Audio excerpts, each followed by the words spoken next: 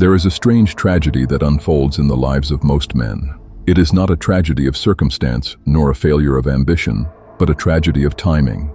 We often acquire the wisdom we need to live well, not when we are young and strong enough to apply it, but when we are old and tired, looking back on a life that could have been so much more. The lessons that would have saved us from years of anxiety, frustration, and emotional turmoil are usually learned in the rearview mirror, long after they could have been used to change our course. We chase the wrong things, we fight the wrong battles, and we invest our energy in things that are temporary, all the while ignoring the fortress of peace that lies within our own minds. This is the mistake that most men have been making for centuries. The mistake of believing that our value is tied to our possessions, our reputation, or the validation of others. The mistake of believing that we are the victims of a cruel world rather than the masters of our own judgment. The ancient philosophy of Stoicism was not designed to be a luxury for the retired. It was a practical guide for living, created by men who were slaves, senators, and generals. It was designed to be used in the trenches of life, not on the sidelines.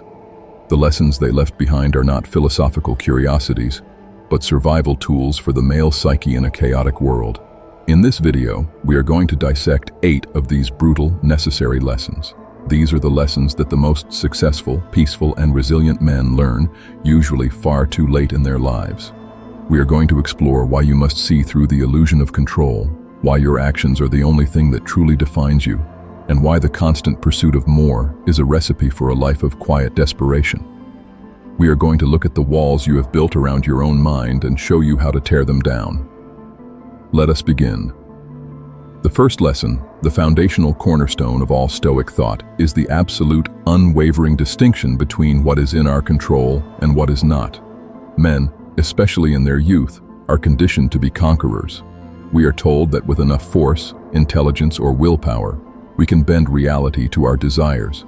We believe we can control the stock market, control our partners, control our children's futures, and control how others perceive us. This is the grand illusion, and it is the source of most of our suffering. The Stoic philosopher Epictetus, a man who was once a slave, put this principle in its simplest form. Some things are in our control and others not. That is it. The line is drawn in the sand.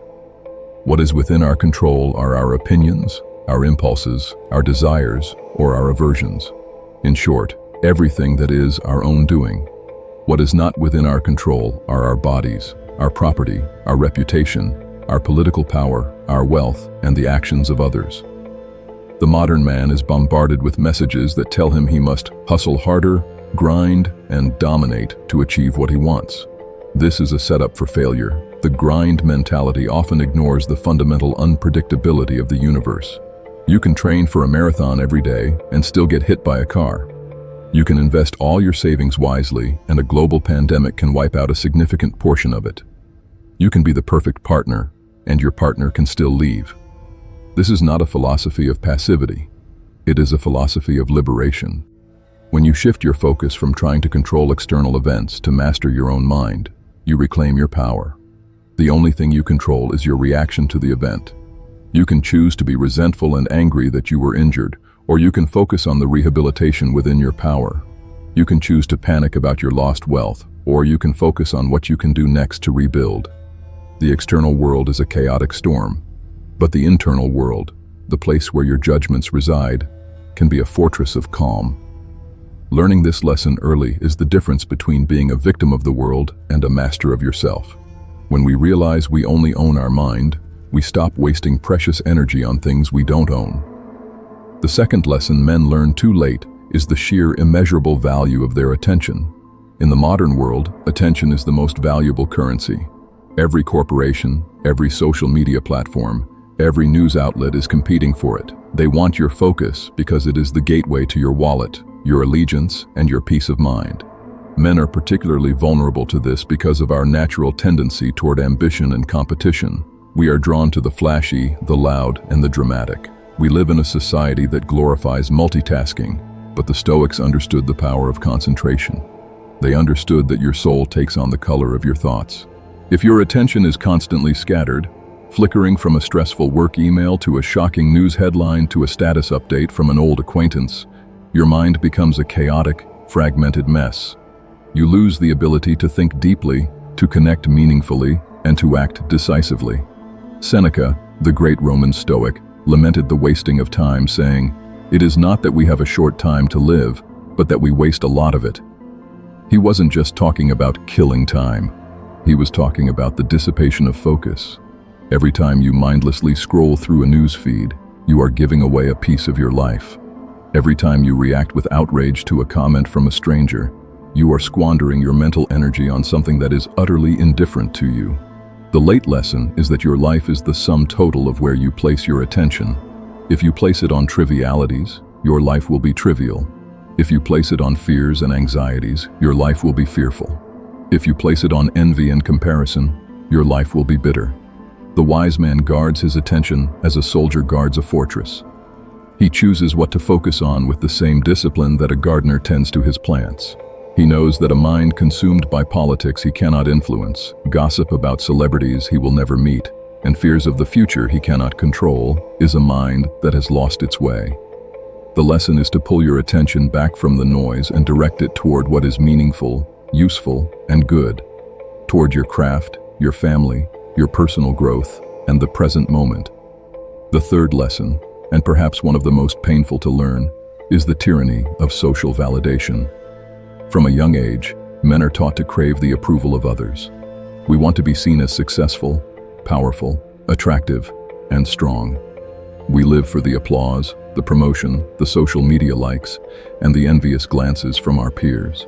We construct elaborate lives to project an image of success that often bears little resemblance to our reality. It is a performance, and it is exhausting. This is a trap because the desire for validation places your self-worth in the hands of others. You become a slave to a fickle master. The crowd can love you today and despise you tomorrow. Your reputation is a collection of opinions held by people who don't know you, don't care about your well-being, and will not be there for you when you are struggling. Marcus Aurelius, the emperor of Rome and one of the most powerful men in the world, constantly reminded himself of this. He wrote in his meditations, "It is crazy to want what is not possible, and it is impossible for the bad man not to do that kind of thing." He understood that you can't control what others think of you, and that seeking their approval is a recipe for a life of misery. A man who needs validation from the crowd is like a puppet on a string. The crowd yanks and he dances. When you finally realize that the only opinion that matters is your own, it feels like the weight of the world has been lifted from your shoulders. The late lesson here is a brutal one. Nobody is thinking about you as much as you think. They are all too concerned with their own lives, their own reputations, and their own anxieties. They are not sitting around evaluating your worth. And even if they are, their judgment is flawed, temporary, and irrelevant. True freedom comes when you abandon the need for external validation and instead validate yourself. Are you living up to your own standards? Are you acting with integrity? Are you being the kind of man you respect? The goal is to be so comfortable in your own skin that the applause of the crowd becomes meaningless noise, and the criticism of the crowd becomes equally irrelevant. It is the liberation of becoming your own master. The fourth lesson is a difficult pill to swallow. Men learn far too late in life that they are their own worst enemy. We spend so much time blaming the world for our failures. We blame the economy, the government, our boss, our difficult upbringing, or the bad luck of our circumstances.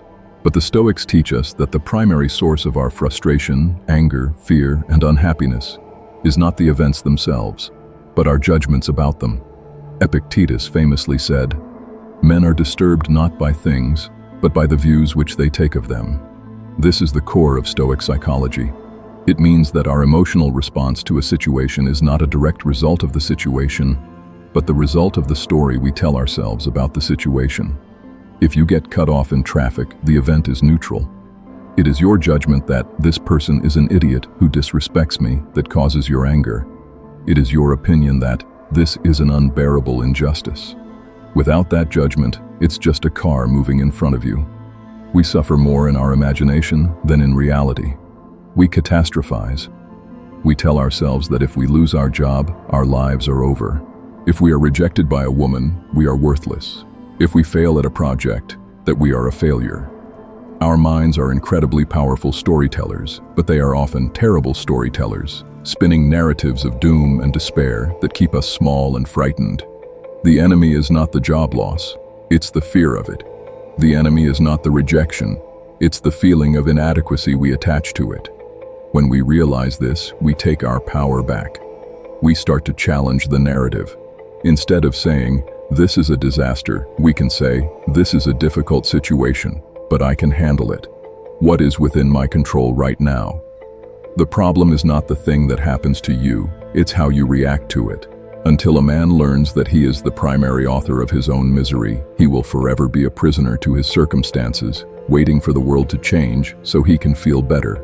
The world is not going to change. You must change your mind. The fifth lesson is closely related to the fourth, and it is the complete uselessness of worry. Men are natural problem solvers. We are wired to identify threats and neutralize them. This is a powerful survival mechanism, but in our modern world, it often becomes maladaptive. Our minds evolved to worry about the immediate threat of a predator, not the abstract threat of a recession or social embarrassment. This modern worry is a mental parasite that drains our energy, ruins our sleep, and robs us of the joy of the present moment. Seneca observed this with characteristic clarity. He suffers more than necessary, who suffers before it is necessary. Think about that. How much time have you spent worrying about things that never actually happened? How many sleepless nights have you endured over a scenario that your mind created but the universe had no intention of delivering? When we worry, we live in a future that does not exist. We are giving our present moment to a phantom. We are often worrying about a future event that we cannot control or an outcome that, even if it occurs, will likely be manageable. The Stoic practice is to focus only on the present moment and your current action. You cannot solve tomorrow's problems today. You can only prepare for them by doing your best in the present. If you are worried about a presentation, don't worry about it while you are trying to sleep. Prepare for the presentation during the time you have designated for work. When you are with your family, be with your family. Do not let the anxiety of work invade that sacred space. Worry is a misuse of your imagination. The same imagination that allows you to plan and build also allows you to conjure nightmares.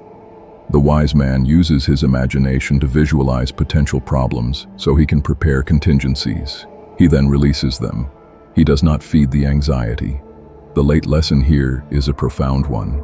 Almost all the things you worry about will either never happen, or if they do, you will handle them far better than you expected. Your capacity to cope with adversity is much greater than you think, but you will never discover it if you are busy worrying. The present moment is all we ever have. Worry steals it from us. The sixth lesson is the myth of arrival. This is a belief that many men carry with them until their dying day. It is the persistent hope that one day everything will be okay.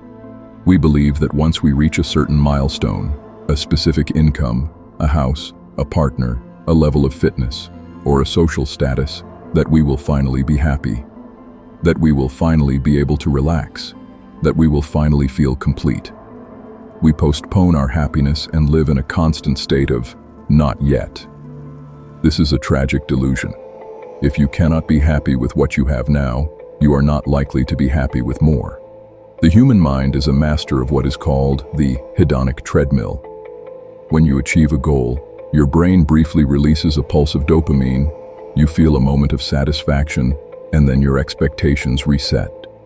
The $50,000 salary that once seemed unimaginable becomes the baseline for a new, higher goal. The car you lusted after for 5 years becomes just a tool for transportation. The success that you were sure would fill the void in your soul feels strangely hollow. This is because external things cannot provide internal peace. Marcus Aurelius wrote, "The happiness of your life depends upon the quality of your thoughts." He didn't say it depends on the size of your house or the status of your job. True contentment is not found in a destination. It is found in the way you approach the journey. It is found in the quality of your present actions, in the gratitude for what you have today, and in the acceptance of the moment as it is. The late lesson is that there is no there to get to. There is only here. The goal is not to finally reach a state of peace and then live there. The goal is to learn to be at peace with the process. It is to find meaning and purpose in the struggle, in the effort, in the daily grind of being a better man. If you constantly think your life will begin when you get that promotion, you are missing your life. Your life is happening right now. And if you can't find a reason to be content today, you are not likely to find one tomorrow. Learn to find your fulfillment in the action itself, not in the result it produces. The seventh lesson is the fine art of letting go. Men are often told to be stubborn, to persevere, and to never give up. While there is value in persistence, a life of rigid attachment to plans, expectations, and relationships that have long since expired is a life of suffering. We become attached to an image of how things should be. We hold on to grievances, past mistakes, and toxic relationships, believing that our grip is a sign of strength. In reality, it is a sign of fear and insecurity. This applies to both the past and the future. We are attached to our past because it provides an identity. I am the man who was wronged. I am the man who failed. We rehearse the narratives of our past injuries, keeping the wound fresh and preventing ourselves from moving on. The Stoics did not deny the past, but they recognized it was unchangeable. As Epictetus said, it is not the things that happen to us that disturb us, but our opinions about them. Your opinion about the past can change. You can choose to see a past failure not as a catastrophic end, but as a necessary lesson that built your character. But this requires you to let go of the identity of the victim. It also applies to the future. We hold on to rigid expectations. We have a plan, and if life deviates from that plan, we become angry. We feel betrayed by the universe. The Stoic approach is to embrace amor fati, a love of fate. It means not just accepting what happens, but loving it. It means being willing to adapt, to be flexible, and to see every obstacle as an opportunity for growth. A branch that is rigid and inflexible will snap in a strong wind. A branch that is flexible will bend and survive. Letting go is not a sign of weakness. It is a profound act of strength. It is the strength to say, "This is beyond my control, and I will not carry its weight anymore." It is the strength to walk away from a relationship that is destroying your peace. It is the strength to forgive, not for the other person's sake, but for your own liberation. Learning to let go of what you cannot change and of what does not serve you is essential for any man who wishes to move through life unburdened. The eighth and final lesson is the most sobering. It is the immediacy of mortality. We are all going to die. This is a fact that men are taught to ignore, to suppress, and to distract themselves from. We build monuments to ourselves, accumulate wealth, and seek fame, hoping to leave a mark that will outlast our fragile bodies. We live as if we are immortal, wasting years on trivialities, grudges, and anxieties that will be meaningless on our deathbed. The Stoics used the contemplation of death, known as Memento Mori, not as a morbid exercise, but as a practical tool for living. It is the ultimate hack to prioritize what truly matters. When you realize how fragile and fleeting your life is, you stop caring about what the neighbors think. You stop wasting time on people who don't respect you. You stop putting off important conversations and dreams. You start treating each day as a precious gift. Marcus Aurelius constantly reminded himself of this. He wrote, "You could leave life right now. Let that determine what you do and say and think." This is not about being morbid, but about being awake. It's about cutting through the noise and the distractions. It's about asking yourself, if I were to die today, would I be proud of how I lived? It forces you to focus on being a good man rather than a famous one, on cultivating virtue rather than accumulating wealth, on contributing to your community rather than just consuming from it.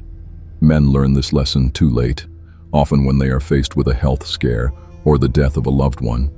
The realization hits them that life was short and that they spent most of it on things that didn't matter. You don't have to wait for a crisis to learn this lesson. You can use it right now. Remind yourself daily that this could be your last day. How would you act? Would you still be angry at your partner? Would you still be obsessed with your job title? Would you still be afraid to take a risk? This is the most powerful lesson of all because it forces you to live. It forces you to be present, to be grateful, and to act with urgency. It forces you to stop sleepwalking through your life and start living it with intention and purpose. These 8 lessons are not just philosophical theories. They are a blueprint for reclaiming your life. The tragedy of the modern man is that he often learns these lessons in a hospital bed or after a divorce, when the opportunity to apply them to the life he has built has already passed. You don't have to wait until you are old to learn what the Stoics have been teaching for 2 millennia. The wisdom is not hidden. It is here, in this video, waiting for you to act upon it. You must internalize that your power lies in your judgments, not your circumstances. You must guard your attention fiercely, abandon the desire for validation, and realize you are your own primary enemy. You must stop worrying, embrace the journey, learn to let go, and remember your mortality.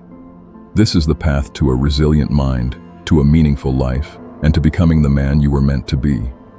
The question is not whether you will learn these lessons.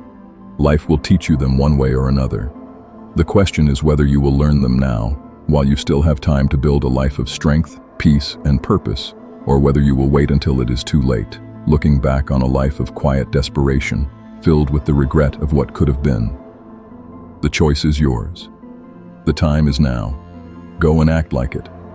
Thank you for listening. If this resonated with you, share it with a man who needs to hear it. Don't wait.